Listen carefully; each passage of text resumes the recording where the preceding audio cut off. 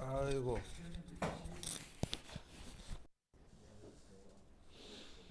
자, 보시죠. 이제 한동안 해볼 주제가 원자 오비탈이라고 하는 애들인데, 이 원자 오비탈 관련해서 처음에 이제 생각해 둘 게 이제 좌표 변환 개념이 하나가 있습니다. 그래서 그 이제 일반학 책을 뒤지면 이런 식의 이제 그림이 하나가 나올 텐데, 오비탈 소개하기 전에 이제 맨 처음에 슬쩍 나오는 그림이에요. 그래서 이제 중간에 텍스트 길게 나와 있는데 그 길게 읽어보면 결국 이런 내용이에요. 자, 이런 걸 이제 우리가 보통 직교좌표계라고 하죠. 맞죠? 그리고 직교좌표계를 통해서 3차원에 존재하는 모든 좌표를 표현을 하려면 x도 y도 z도 마이너스 무한대에서 무한대까지 정의역을 잡으면 모든 점들을 표현할 수 있잖아요. 그렇죠? 근데 이 직교좌표계는 편리하긴 하죠. 왜냐하면 좌표 자체에 대한 직관적인 이해가 되니까요. 근데 직교좌표계는 뭐 할 때 굉장히 불편하냐면 계산할 때 굉장히 불편합니다. 여기서의 계산은 무슨 계산을 얘기하는 걸까요? 뭐 사칙연산? 그게 어렵다는 얘기일까요? 뭐가 어렵다는 얘기일까요? 바로 뭐가 어렵냐면 이게 미분 방정식 풀기가 어렵다는 얘기예요.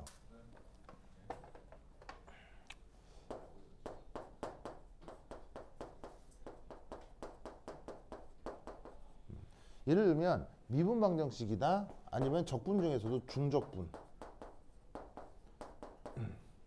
변수가 여러 개일 때 하는 미분을 무슨 미분이라고 하죠?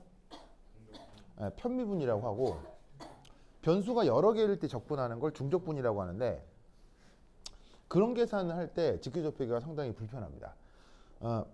뭐 때로는 거의 전공책을 찾으면 계산이 재앙이다 뭐 이런 말이 나오는, 뭐 커테스트로피 뭐 이런 말이 나오는데, 그럴 정도로 계산이 힘들어서 물리학자들은 이 직교접표계를 뭐로 바꾸느냐?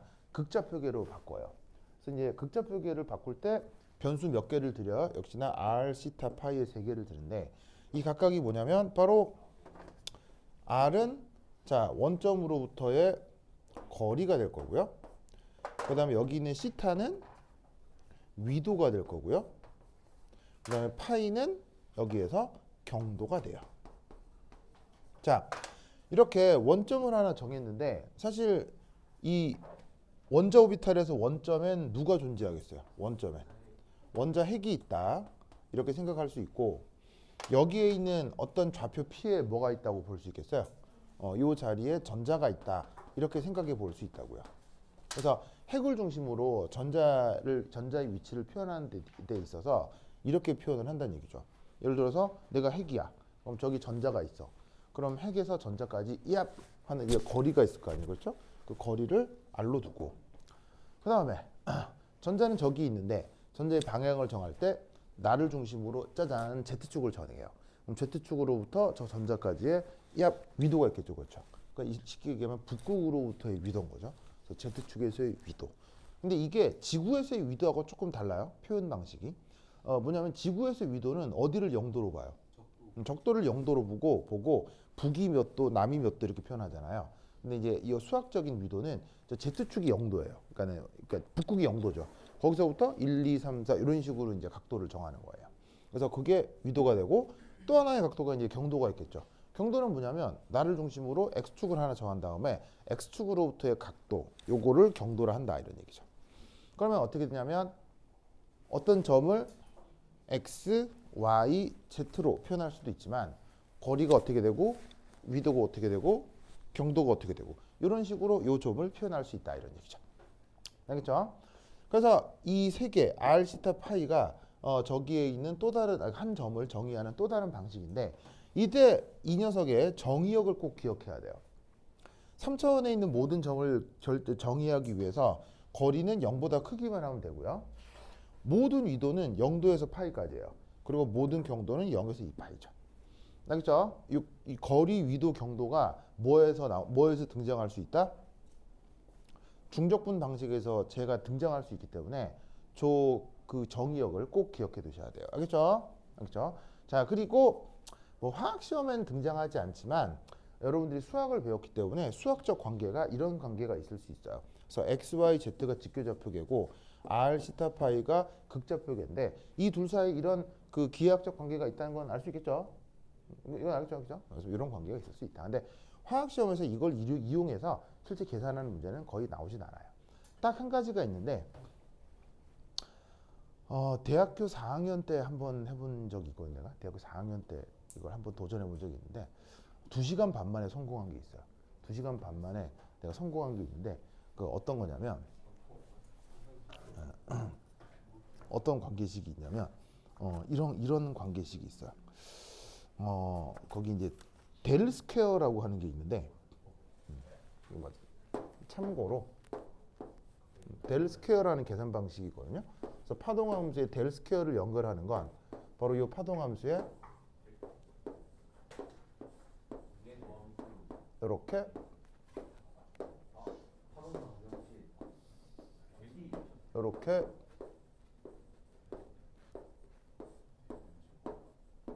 이렇게 자 이렇게 표현된 건 여기에 있는 이 x가 뭐냐면은 x, y, z의 직교좌표계로 표현이 된 거거든요. 근데 쟤를 어떻게 요 수리적 관계를 이용하면 얘를 극좌표계로 바꿀 수 있다고요. 그럼 극좌표계로 바꿔서 그럼 이제 이 계산은 뭐냐면 얘가 직교좌표계일 때 x축에 대해 x 변수에 대해서 2번 미분하고 y에 대해서 2번, z에 대해서 2번 미분해서 더하기로 표현한 건데 이런 계산 방식을 이게 델 스퀘어라고 표현을 해요. 여기 이제 델 스퀘어라고 표현하는데 이런 계산 방식이 왜 필요해요? 이런 계산 방식이 왜 필요해요? 바로 사장을 공부했으면 슈레딩거 방정식이라고 있죠. 그 슈레딩거 방정식에 보시면 이런 계산 방식이 있을 거예요. 바로 h 파이는 e 파이인데 이런 방식이 있을 거예요. 마이너스 2n분의 h바 제곱 저기에 있는 d 제곱 dx 제곱 그 다음에 v 파이는 e 파이 보이세요? 이런 거 슈레딩거 파동 방식 본 적 있죠, 그렇죠? 이 슈레딩거 파동 방정식의 의미가 뭐예요? 바로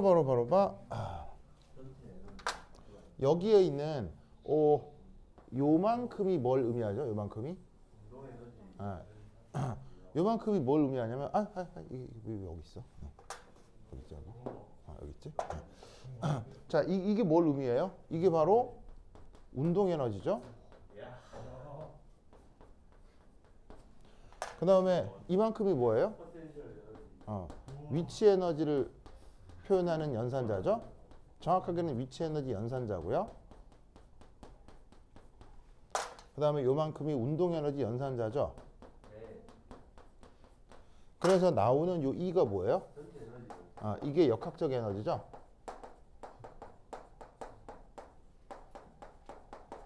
그래서 관련해서 파티클 이너 박스라는 주제가 있는데 파티클 이너 박스는 시험 출제 빈도가 높으니까 꼭 공부해야 되겠죠. 꼭. 여하튼 그래서 어떤 파동 방정식으로부터 요 연산자를 붙여주면 그거로부터 그 파동 함수가 가지고 있는 역학적 에너지를 구할 수 있는 건데 재미있는 건 이게 몇 차원? 4, 1D 1차원에 대해서 이렇게 표현을 할 수가 있다고요. 그럼 2차원, 3차원이라고 하는 건 요런 축 혹은 변수가 2개, 3개로 늘어나는 걸 얘기하죠. 그리고 아시다시피 에너지라고 하는 건 벡터예요, 스칼라예요. 에너지는 스칼라이기 때문에 전차의 에너지는 항상 어떻게 구할 수 있죠? 각각 에너지를 그냥 다 더하면 돼요. 그러면 여기서 어떤 변수를 2개 미분하고 그러니까 이 어떤 변수를 2번 미분하고 있는 거 보이죠? 그걸 하면 그 파동함수로부터 그 녀석의 운동 에너지를 구할 수가 있는 거예요. 그러면 그걸 연속해서 더했다는 건 무슨 말이겠어요? X축으로의 운동 에너지, Y축으로 운동 에너지, Z축으로의 운동 에너지. 무슨 말 알겠죠? 그래서 이 델 스퀘어라고 하는 연산 방식은 어떤 녀석의 3D 운동 에너지를 구할 수 있는 연산자의 일부예요. 그래서 저 델 스퀘어라는 그 뭐냐면은 이제 연산자가 중요하거든요. 그래서 파동함수를 저렇게 x, y, z 각각에 대해서 2번 미분해서 쭈루룩 더한 거. 저런 계산 방식이 중요한데 이때 여기에 있는 요 파이를 앞서 언급한 r 스타 파이로 바꾸게 되면 이렇게 바꿀 수가 있어요. 거기 이제 교재에 나오기도 하는데 뭐 이렇게 바꿀 수가 있어요. 바로 r분의 1. 자, 이거 외울만한 건 아니에요. 나도 못 외워요. 하고 r 제곱에 r 파이 더하기 r 제곱분의 1. 그다음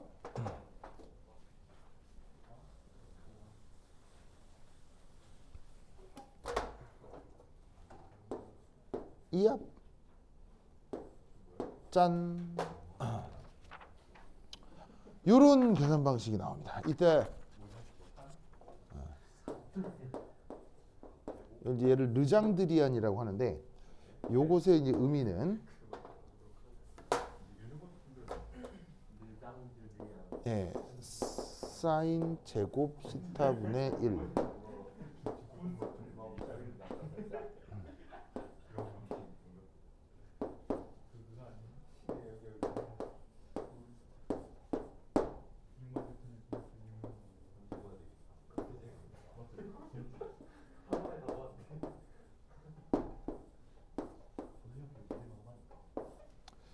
이렇게 표현이 됩니다. 그리고 놀라운 건 이거는 고등학생 정도의 수학 실력으로도 증명할 수 있어요. 돼요. 됩니다. 네, 됩니다. 여러분들이요. 네. 그러니까 여기에 있는 요 파동함수를 뭐로 r 시타 파이의 극좌표기로 바꾸면 이렇게 여러분 변수가 변환이 됐을 왜 치환됐을 때 미분할 수 있죠. 예를 들면 이 상태에서 얘를 뭐 예를 들면 dz d시타 하면은 얘를 미분할 수 있잖아요. 그러니까 그런 식으로 딱 표현을 다 바꿔가지고 얘를 이렇게 표현으로 바꿀 수 있어요. 근데 저기까지 계산 양이 무지막지하게 많아요. 그래서 나도 저걸 딱 한 번 해봤거든요. 대학교 4학년 때 뭐 교수가 시험에 낸다고 안 했는데 그냥 혼자 오기로 해봤어요. 해봤는데 당연히 안 나오죠. 그래서 오기로 한번 해봤어요. 그냥 오기로 한번 해봤는데 2시간 반 만에 성공했어요. 네, 정말요. 네. 아니, 그러니까 나는 수학과 학생이 아니니까 내가 대학생 때 가지고 있었던 수학 실력은 고등학교 때 배웠던 그 수학 실력 그대로였어요. 그냥 저 변수 치환했을 때 적분하는 거 있잖아요. 그러니까 미분하는 거. 예. 그거 그냥 그대로 했었어요. 그러니까 사실은 이제 그때 나온 건데 뭐 하여튼. 그래서 이제 요거 할 때 요거 쓰면 됩니다. 네. 자, 근데 뭐 이런 걸 시험에 내겠어요. 뭐 여하튼 여기서 중요한 건 뭘 기억하라고요? 거리하고 위도하고 경도의 뭐 정의역을 꼭 기억해라. 그래서 위도는 파이까지, 경도는 2파이까지. 자, 됐다. 그다음 여기 볼게요. 얍. 에잇. 그 다음은 양자역학의 꽃 이겁니다. 변수 분리.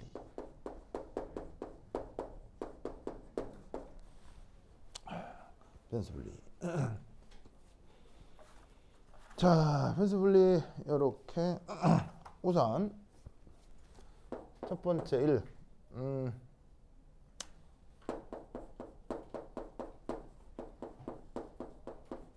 수소 원자에서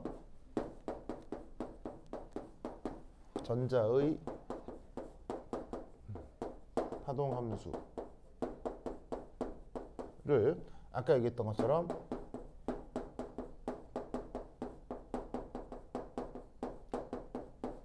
직교 좌표계에서 극좌표계로 바꾸어 줍니다.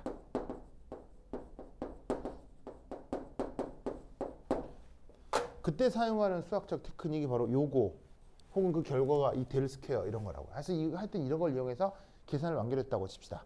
그리고 물론 그 구체적인 계산은 시험에 안 나옵니다. 뭐 그건 뭐 수학과 학생들이나 물리학과 학생들이나 하면 되는 거니까 하여튼 변환이 완결됐다고 칩시다. 거기부터 시작하면 돼요. 그래서 그 파동함수를 이제 이렇게 표현할 거예요. 변수가 r이다, 시타다, 파이다.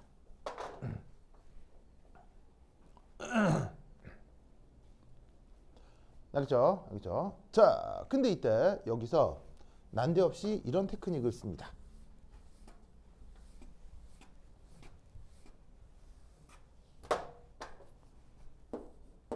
이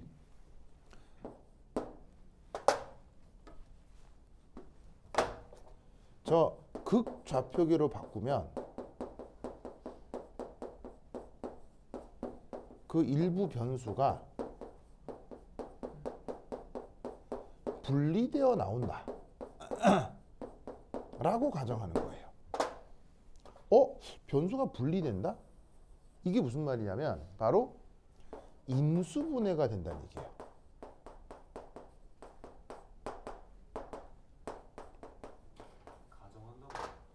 네, 이렇게 가정합니다. 분리된다. 고 가정합니다. 정확히 된다. 뭐 된다. 고 가정하자. 그래서 여기 있는 얘를 이렇게 바꿉니다.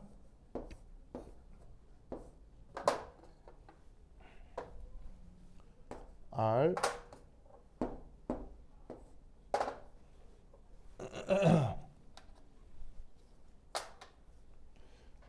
시타 파인데 어떻게 가정을 하냐면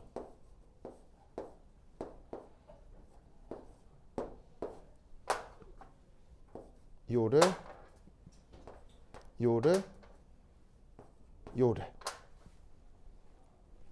저렇게 가정합니다.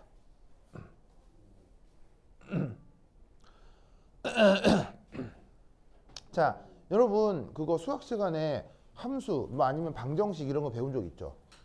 그럼 당연히 그 방정식의 차수가 커질수록 풀기 쉬워요, 풀기 어려워요? 풀기 어렵잖아요. 근데 고차 방정식이 만약에 인수분해가 된다 라고 하면 그 인수분해 효과는 뭐예요? 고차 방정식이 바로 저차 방정식이 된다는 얘기인 거죠. 맞아요? 그럼 어떤 변수들이 인수분해가 되는 건 수학적으로 봤을 때 편한 거예요, 불편한 거예요? 굉장히 편한 거죠. 무슨 뜻인지 알겠죠? 아니, 서윤? 서윤 왜 쌍꺼풀이 짙어졌죠? 손 힘내주세요. 근데 어디선가 담배 냄새 나지 않아요?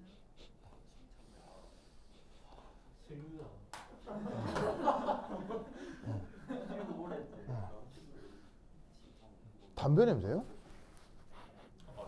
아, 내가 어제 난가? 아니 내가 모텔에서 오늘 자서 어제 자서 그 모텔에서 담배 피는 사람 많잖아요. 그래서 그거 올맞나? 뭐 그런 것 같진 않은데? 어? 현승이라고요? 현승이 담배 피워요. 저요? 응. 저 담배요? 응. 담배요? 맞아요. 그래요? 왜? 그래? 전자담배로 바꿨다는데. 아, 그래요? 거참.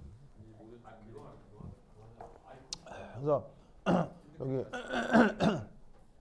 담배 피는 사람 있을 수도 있는데 담배 한 번 피면 끊을 수가 없어요. 한 번 피면은 죽을 때까지 못 끊기 때문에 뭐라고 얘기할 수는 없는데. 그래서 담배 안 피는 사람들은 담배는 진짜 하면 안 돼요. 진짜 이게 뭐 담배를 피면 안 된다. 이거 무슨 뭐 도덕적 그런 게 아니고 화학적으로 하겠죠?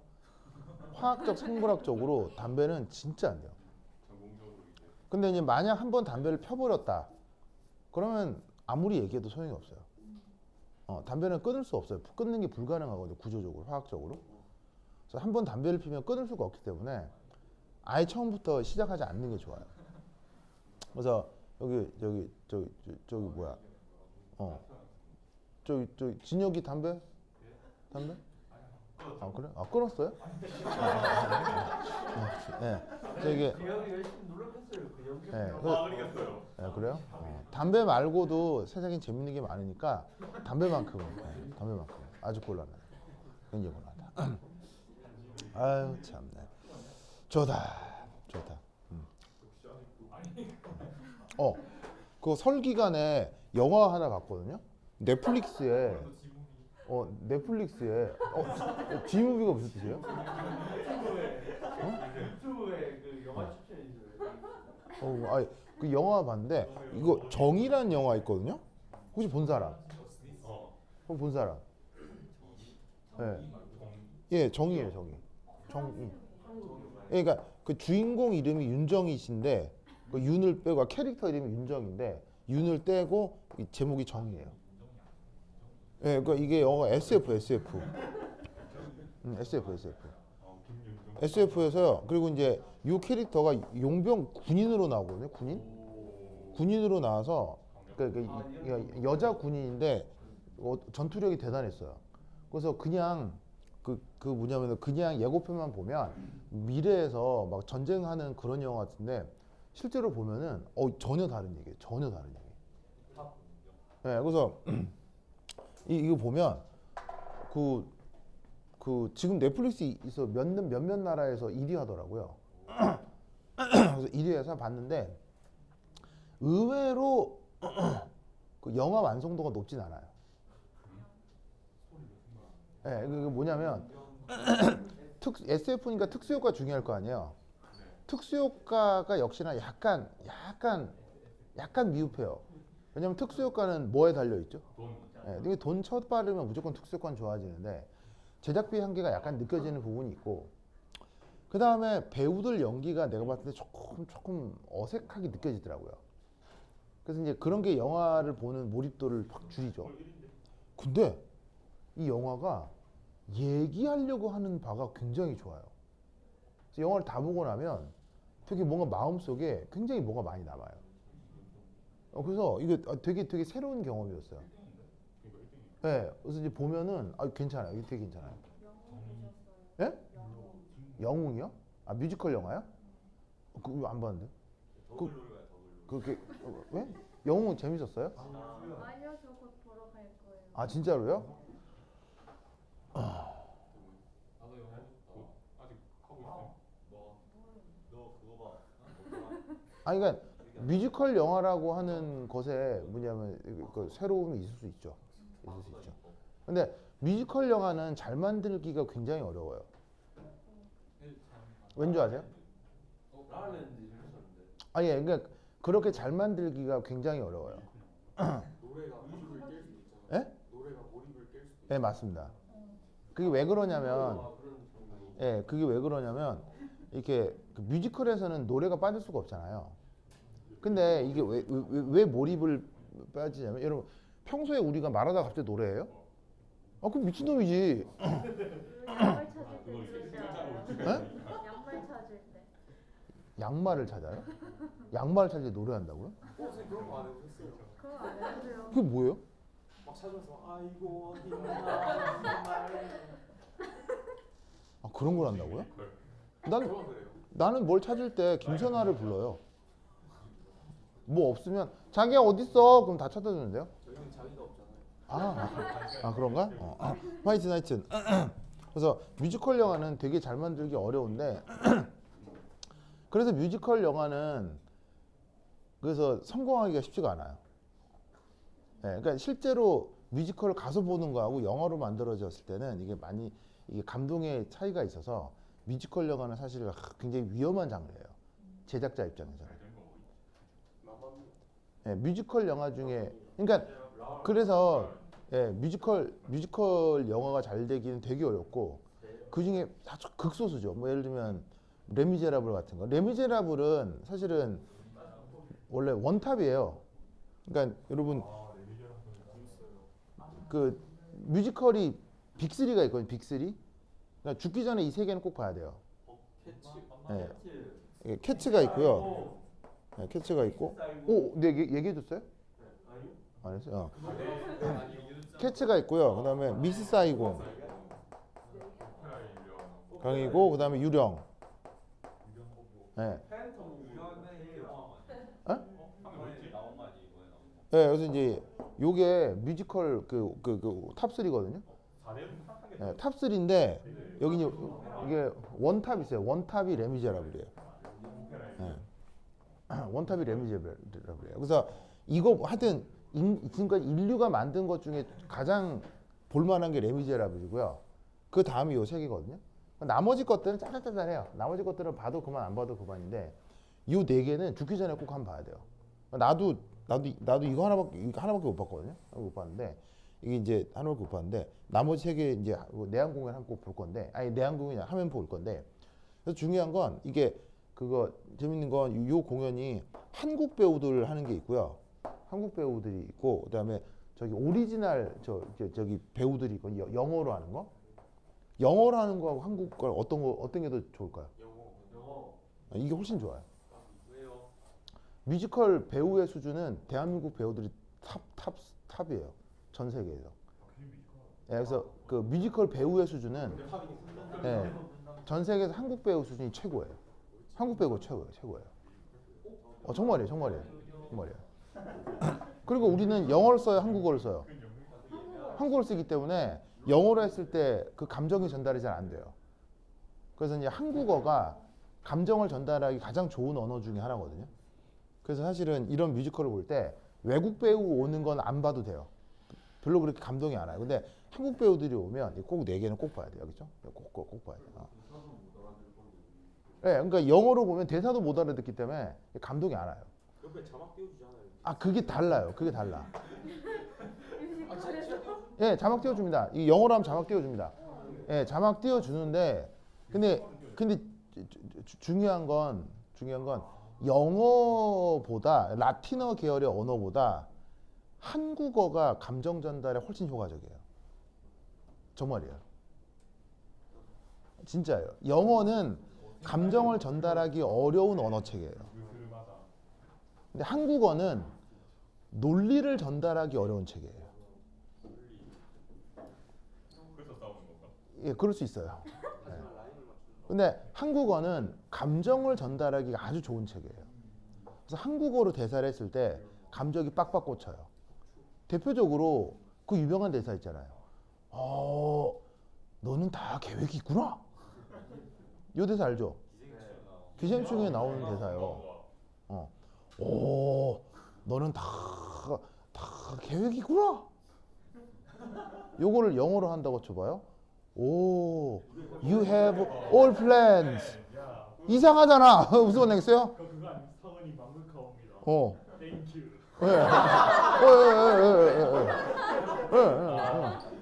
그런 거예요. 예. 그런 거예요. 예. 맞아요. 그런 거예요. 그래서 이 한국어를 영어로 바꾸기가 굉장히 어려워요. 반대도 마찬가지지만. 그래서 사실은 이 네 개 기회가 되면 꼭 보세요, 그죠? 보세요. 그래서 그 유령은 내가 언제 봤었냐면 김선아랑 연애할 때 봤었거든요. 김선아 연애 봤었는데 이번에 부산에서 유령이 또 해요. 7월 달부터인가 유령을 하거든요. 부산에서. 3월 달부터. 그 3월 달에 부산에서부터 시작이 되니까 여러분 기회가 되면 유령은 꼭 보세요. 이번 유령에는 조승우가 나온대요.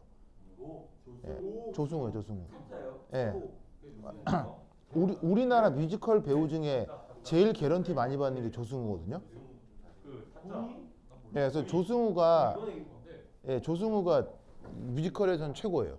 예, 그래서 이번에 유령으로 조승우가 나오니까 이번에 또 가족끼리 볼 예정이거든요. 그래서 김선아하고 나는 봤는데 가연이는 안 봐서 이번에 유령하면 다 보러 갈 거예요. 네, 그래서 파이팅 그렇다. 알겠죠? 그래? 좋았어.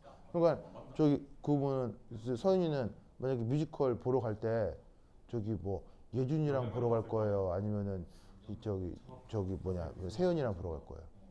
둘 다 데리고 갈게요. 그래요. 좋은 방법이에요. 알겠죠? 네, 하여튼 세연 데리고 가면 따라가세요. 알겠죠? 누가 데리고 가요? 예? 뭐 누구든지요. 뭐 누가 뭐 보여준다고 데리고 가면 뭐 따라가겠죠? 뭐 그래. 알겠죠? 가세요. 알겠죠? 싫어하지 말고 가세요. 알겠죠? 자, 보자. 난 앞에 진지해. 자, 이게 뭐냐?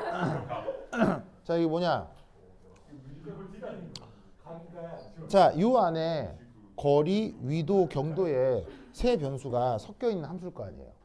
근데 난데없이 어떤 가정을 하냐면 이때 거리 변수가 인수분해에 대해 나온다고 생각하는 거예요. 그냥 다짜고짜. 왜? 왜? 차가 되니까 여기 자, 사실은 알 수 없는 거예요. 알 수 없는 건데 저렇게 가정을 해도 물리적으로 큰 무리가 없을 거라고 가정하는 거죠. 그 가정의 근거는 SO 미탈. 해보니까 얘들아. 아 전자 하나였어. 정답. 요. 자, 왜 그러냐면 이것 때문이에요. 왜냐하면 전자가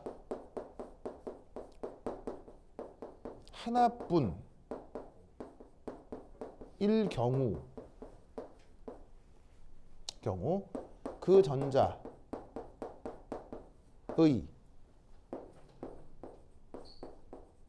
쿨롱 에너지의 시타와 파이는 영향을 주지 않기 때문이죠.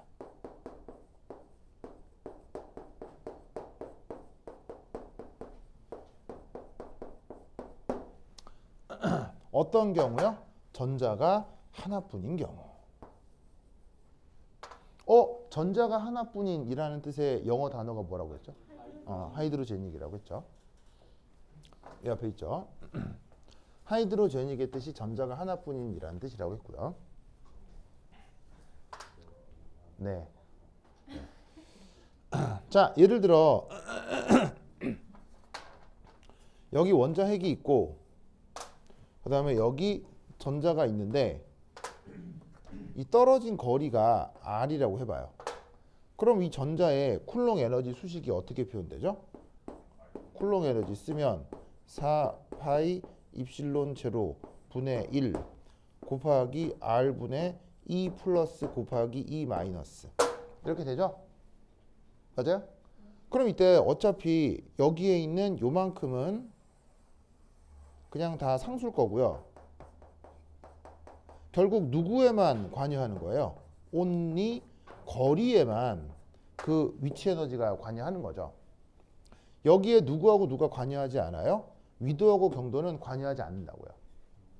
그러니까 전자가 하나뿐인 경우는 위치 에너지 측면에서 저 거리가 위도 경도하고는 좀 독립적으로 움직일 수 있겠다라고 가정할 수 있기 때문에 저런 가정을 냅다 해주는 거예요. 그러면 저렇게 해버리면 어떻게 된다? 그 이후의 계산이 굉장히 편리해집니다. 무슨 말 알겠죠? 그래서 뭐라고? 현수 뭐? 알았어요. 그래서 어떻게 된다? 저 파동함수를 저렇게 변수 분리할 수 있다라는 것을 꼭 알아두셔야 돼요. 알겠죠? 알겠죠? 그럼 이렇게 해버리면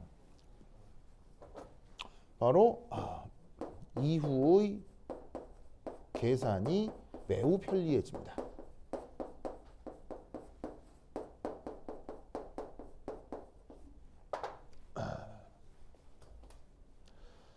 좋아.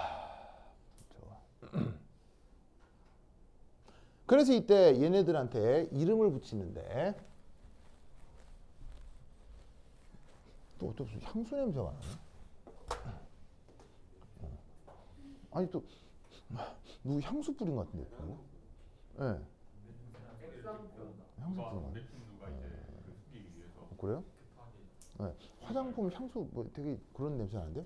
자, 그래서 이때 여기서 첫 번째 1 얘를 뭐라고 부르냐면 레디얼 파트라고 합니다. 레디얼 파트. 바로 이 부분. 그래서 이제 우리말 번역은 방사상 부분 이렇게 표현을 하고요. 그다음 두 번째 저기에 있는 y는 앵귤러 파트라고 부릅니다. 우리말 번역은 y 시타 파이 이렇게 쓰고요. 이때 우리말 번역은 각 부분 이런 식으로 번역을 합니다. 그래서 파동함수가 저렇게 앵귤러 파트하고 그 다음에 레디얼 파트로 나뉘어진다. 자, 그러고 나서 이제 1.6 자, 여기 줄게요. 해줄게요. 8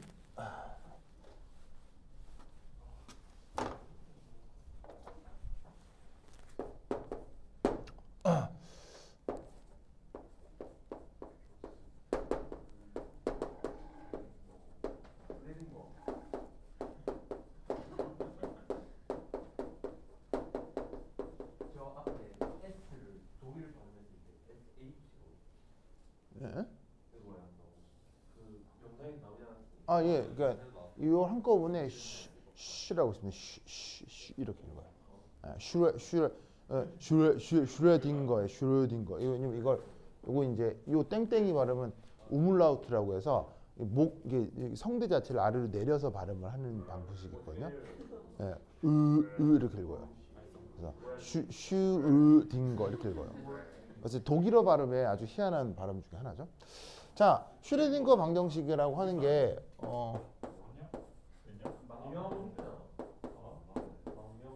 짜잔. 이거 있죠?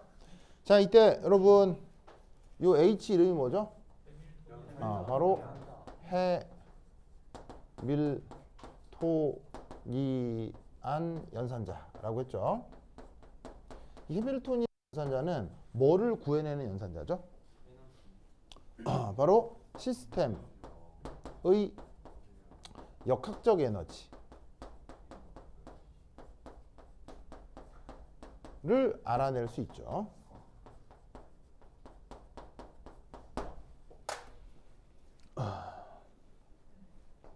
그리고 저것에 대한 아주 구체적인 계산은 절대 시험에 안 나오니까 저런 식으로 표현을 쓸 수만 있으면 됩니다. 알겠죠? 저 표현을 쓸 수만 있으면 돼요. 근데 이때 여기서 아까 어떤 가정을 하기로 했었냐면 이런 식으로다가 변수 분리를 할 예정이었거든요. 아니, 한다고 가정을 했거든요. 그래서 쟤를 어떻게 한다? 요렇게 여기서 얘를 변수 분리를 해가지고는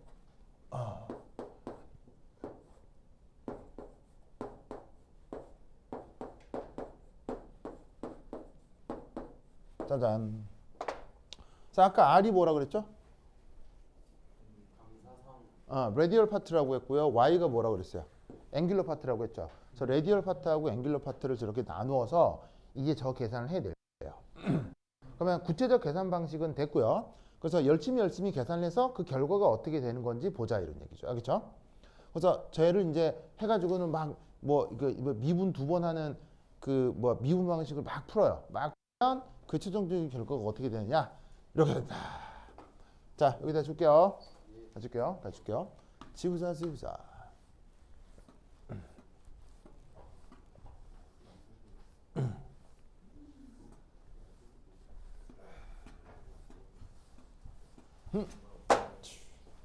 자, 그래서 첫 번째 1 이렇게 됩니다. 바로 계산 방식상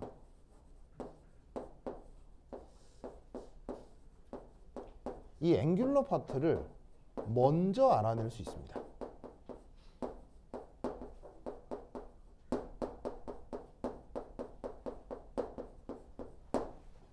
그래서 앵귤러 파트만 따로 구해내는 그 계산이 있는데 그거 이제 하여튼 이제 물리학자들이 열심히 노력을 해가지고는 하여튼 구해냈다 이런 거죠.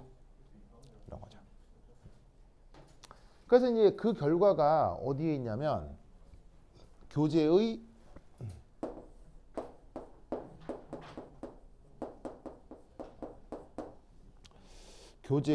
표 1에 써놨습니다. 그래서 교재가 있는 사람은 거기 교재 표 1을 한번 쓱 보세요.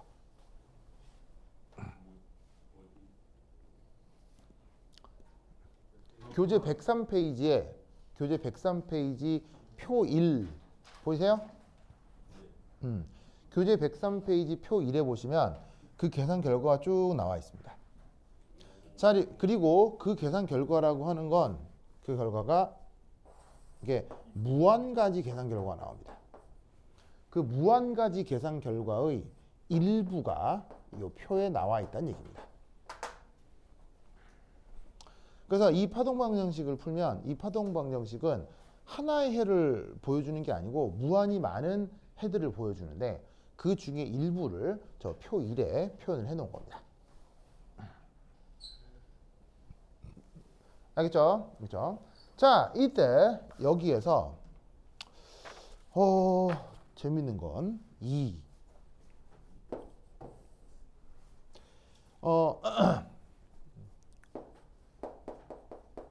표 1의 해들이 존재할 수 있는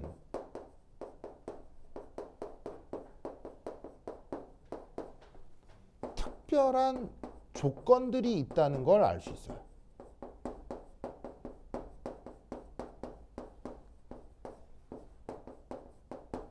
그리고 이 조건들을 수학에서는 뭐라고 얘기한다? 이런 조건들을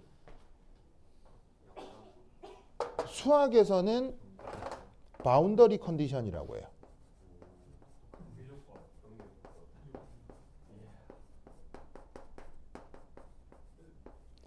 우리말 번역은 경계 조건이요.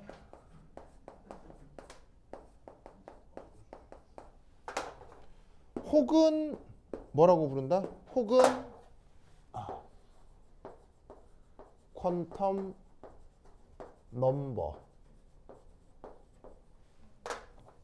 넘버라고 한다 이런 말이죠.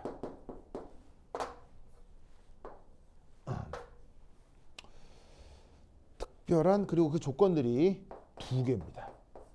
두 개의 조건이 나타납니다. 그래서 그 여러분들 봐야 되는 4장 내용 중에서 그 불확정성 원리라고 있었죠. 하이젠베르그의 불확정성 원리. 하이젠베르그의 불확정성 원리도 시험 문제에 나올 가능성이 큽니다. 하이젠베르그의 불확정성 원리는 노벨상을 받은 주제인지라 굉장히 중요한 주제인데 실제 시험 문제로 출제될 때는 문제풀이가 아주 단순하다고 했죠. 그래서 교재에 보시면 불확정성 원리와 관련된 몇몇 연습 문제가 있을 거고요. 그 정도만 해결하면 그건 다 풀 수 있어요. 근데 그 불확정성이라고 하는 말이 뭐예요? 바로 통계학의 표준편차라고 했죠. 그래서 통계학에서 표준편차라고 하는 걸 양자역학에서 그 뭐냐면은 uncertainty라고 이상한 표현을 쓰는 거예요. 마찬가지로 수학에 바운더리 컨디션이라는 게 있는데 미분방 형식을 조금만 배우면 이게 뭔지 알 수 있고 근데 혹시 학교에 미분방 형식 강좌가 있어요? 아 없어요? 그러니까 어느 학교는 있는 학교가 있더라고요. 그래서 뭐 학교마다 좀 달라서 어쨌건 그래서 미분방 형식을 배우면 금방 알 수 있는 건데 그거를 물리학에서 퀀텀 넘버라고 한다 이런 얘기죠. 그래서 보시다시피 앵귤러 파트를 구했을 때의 결과가 무한가지이고 그 일부를 표 1에 써두었지만 표 1에 있는 그 일부만 보더라도 그 해들 사이에 뭔가 규칙성이 있는 것 같아요. 그냥 완전 제 맘대로인 것 같아요. 뭔가의 규칙성이 있다 이런 얘기예요. 표 1에 나와 있는 해들이 막 지 맘대로 이렇게 돼 있는 게 아니고 뭔가 규칙이 있다는 얘기예요. 뭔가 규칙이 있다. 그 뭔가의 규칙을 뭐라고 부른다? 물리학에서는 퀀텀 넘버라 한다 이런 말이죠. 아시겠죠? 조건은 경계 조건이 규칙은 퀀텀 넘버라고요? 아니요, 같은 말이에요. 그러니까 예를 들면 이거를 우리말로 컵이라고 하잖아요. 아니, 뭐 그릇이라고 하잖아요. 영어로는 컵이라고 하죠. 그런 거예요. 그러니까 똑같은 조건을 수학자들은 바운더리 컨디션이라고 하고요. 그 똑같은 조건을 물리학자들은 퀀텀 넘버라고 한다고요. 같은 걸 다르게 표현한다고요. 아시겠어요? 알겠어요? 예. 이걸 판단하는 게 음. 해밀토니안 연산자는 원래 주어져 있는 거고 네. 저기 이 전체 에너지 값을 알아야지 아, 구하면서 나와요. 차이를 풀 수 있는 구하면서 나와요. 두 개가 동시에 나오고 예. 구하면서 나와요. 희한하게도 구하면서 나와요. 그러니까 예를 들어서 이게 연산자면 연산자를 계산을 했을 때 다시 원래의 함수꼴로 돌아오게 만들려면 앞에 희한하게 상수가 툭 튀어나오거든요. 그게 에너지예요. 그게 에너지예요. 그래서 동시에 계산이 돼요. 근데 그 계산이 되는 전체 과정을 보기에는 너무 막막하니까 그냥 그런 것 같다 하고 넘어가자 이런 얘기죠. 알겠죠? 자, 그래서 그 두 조건을 첫 번째 뭐라고 한다? 첫 번째 앵귤러 모멘텀 퀀텀 넘버라고 하자 이런 말이죠. 우리말 번역은 각 운동량 양자수. 자, 쓸 때 뭐라고 쓰죠? 여러분이 여기부터는 다 아는 거예요. L이라고 쓰고요. L이라는 표현 본 적 있죠? 네. 그래서 이 L이라고 하는 양자수가 뭐 앵귤러 파트를 구해내면서 나오는 조건이었던 거예요. 알겠죠? 그러면 이 L 어디서부터 시작되죠? 0부터 시작되죠. 그래서 1, 2, 3의 정수 표현이 됩니다. 그래서 여러분들은 알아요. 뭐? 0일 때 뭐? S, 1일 때 P, 2일 때 D. 이런 식의 관습적인 표현이 있다는 것도 여러분들이 들어본 적이 있을 거예요. 그래서 우리가 알고 있는 S오비탈, P오비탈, D오비탈이 다 이런 계산 과정에서 나오는 관습적 표현이 된 겁니다. 알겠죠? 그 다음 두 번째, 매그네틱 퀀텀 넘버라고 하는 또 두 번째 조건도 등장해요. 자, 매그네틱 퀀텀 넘버는 어떻게 쓰냐면 ML. 자, 이미 여기서 알 수 있는 건 뭐냐면 L에 종속돼 있구나. 이미 나와 있는 가군동량 양자수에 종속이 돼 있구나라는 걸 알 수 있습니다. 자, 의미는 마이너스 L, 그래서 마이너스 L 더하기 1, L 빼기 1에서 L까지. 저렇게 표현이 됩니다. 저런 표현 본 적 있죠? 그죠? 쟤들이 다 뭘 구하면서 나온 것들이다? 앵귤러 파트를 구하면서 나온 것들이다. 됐죠? 됐죠? 오늘 일을 쿡쿡 긁으시기 바랍니다. 그 다음 세 번째. 세 번째는 뭐냐면 요거만 하고 쉬었다 하겠습니다. 앵귤러 노드가 나타납니다.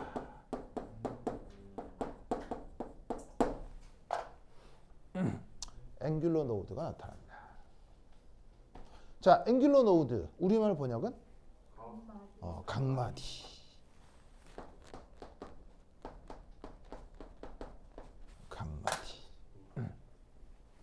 자, 각마디라고 하는 건 의미가 뭐냐? 첫 번째 1, y를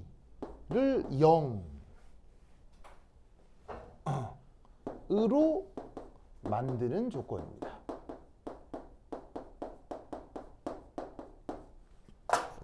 y를 0으로 만드는 조건입니다.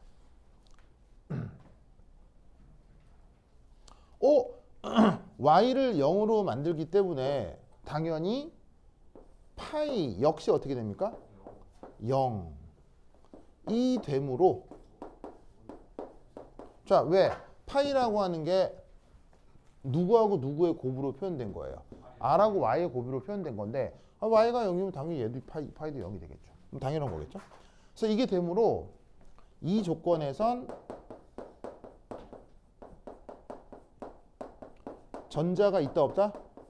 전자를 발견할 수 없겠구나. 이런 생각을 또 추가적으로 할 수 있죠.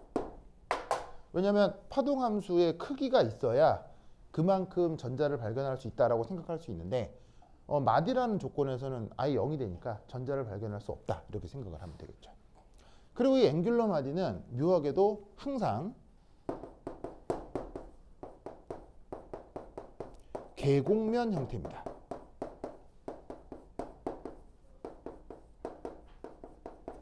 그래서 개자가 무슨 뜻이겠어요? 개. 열려 있다 이런 뜻이에요. 그래서 열려 있는 어떤 면의 특징입니다. 특징을 갖습니다. 그리고 세 번째, 이 앵귤러 노드는 항상 몇 개? 항상 L개입니다. 그래서 이 부분에서 가장 시험에 많이 나오는 게 앵귤러 노드의 개수. 그 앵귤러 노드가 무엇이냐? 그 다음에 생긴 게 어떻게 생겼느냐? 개수가 뭐냐? 지금 여기 써드린 이 세 가지가 다 시험에 많이 나옵니다. 그리고 지금 이렇게 써드린 것들은 뭐 항상 열려있다, 개수가 L계다는 다 계산 결과이기 때문에 이 뮤 방정식을 처음부터 아니면 그냥 그런 것 같다 하고 외우시면 돼요. 알겠죠? 네, 기억하면 돼요. 그러면 예를 하나 들어볼까요?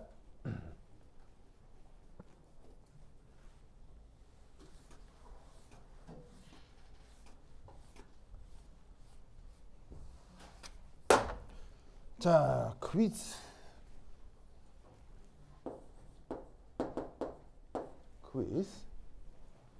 표 1에 있는 결과를 그대로 이용하면 됩니다. 시험 문제도 이렇게 나와요. 자, 어떻게 하면 되냐면 이렇게 L 이퀄 1, ML 이퀄 0 일 때 앵귤러 노드가 뭘까요? 뭘까요?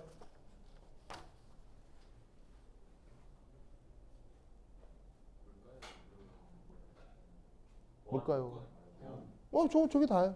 L이 1이고 ML이 0일 때 앵귤러 노드는 뭘까요?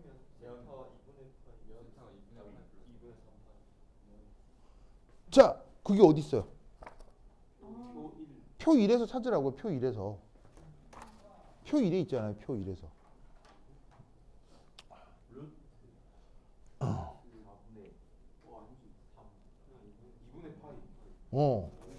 자, 거기 어떻게 돼 있냐면 이렇게 돼 있을걸요. 자,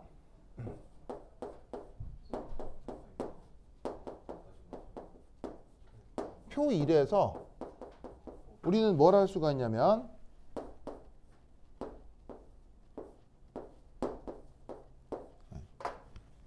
밑에 쓸까?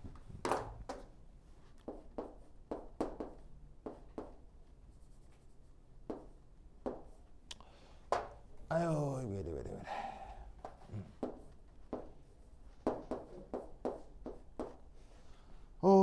이렇게 됐을 거예요.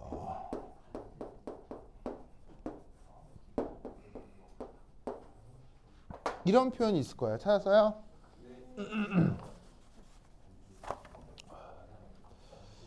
좋아. 저런 표현이 있죠. 이런 표현 있죠. 자, 여기 묘한 표현이 있는데 여기에 1이라고 아래 첨자 쓴 건 강운동량 양자수를 뜻하는 거고요. 뒤에 있는 0은 ML을 표기하는 거예요. 그래서 파동함수에 혹은 뭐 각각의 파트에다가 양자수를 아래 첨자로 표현하기도 한다. 여기에 시타하고 파이는 변수일 텐데 표 1에서 찾으면 이렇게 돼 있죠. 맞아? 맞죠. 그러면 이때 여기서 이 노드다 라는 건 뭘 뜻하는 거예요? 저기에 있는 코사인 시타가 뭘 되는 걸 의미하죠? 0 되는 걸 의미하죠. 그럼 코사인 시타가 0이라는 얘기는 시타가 뭐란 얘기예요? 2분의 파이라는 얘기겠죠? 왜? 시타의 정의역은 어디서 어디까지니까? 0에서 파이까지니까. 0에서 파이에서 코사인 시타가 0인 건 시타가 2분의 파이일 때예요. 위도가 2분의 파이다 뭘 얘기하는 거예요? 무슨 평면? XY 평면을 뜻하는 거예요.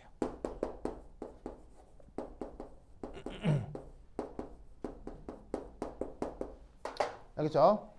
XY 평면을 표현하는 방식이 극좌표는 이렇게 표현을 하게 된다는 얘기예요. 알겠죠? 이해했습니까? 그러면 저 위도가 90도라는 얘기 아니에요. 위도가 90도라는 얘기 여기서부터 90도, 여기서부터 90도, 여기서부터 90도니까 쫙 연결하면 XY 평면이겠지. 알겠죠? 그리고 보시다시피 몇 가지 나왔어요? 몇 가지? 한 가지가 나왔죠? 해가 한 가지잖아요. 0을 만드는 해가 한 가지잖아요. 왜 한 가지겠어요? L이 1이니까요. 알겠죠? 그래서 아까 그 가지수가 항상 그 가운동량 양자수 자체의 개수라고 했었죠. 이 논리를 꼭 기억해 두시기 바랍니다. 자, 쓰였죠? 쓰였죠? 자, 그 다음 요거 하나만 더 합시다. 하나만. 금방 끝나.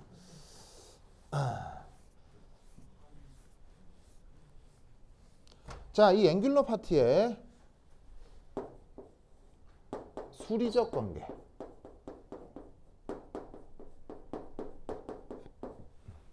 자, 이 수리적 관계는 이렇게 표현됩니다.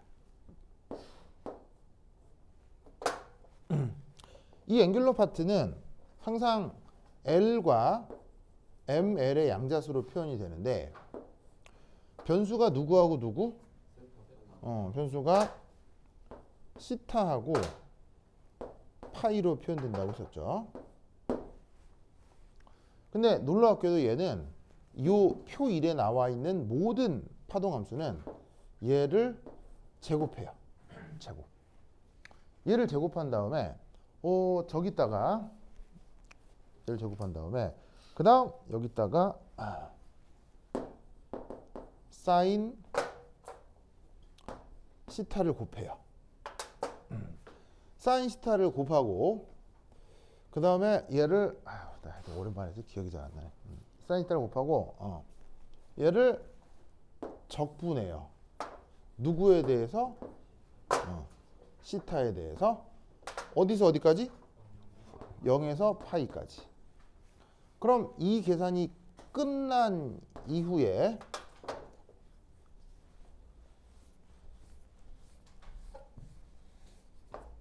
얘를 다시 파이에 대해서 적분하는데 파이의 정의역은 어디서부터 어디까지라고 했죠? 0에서 2파이까지라고 했죠? 그러면 얘는 항상 2 나옵니다.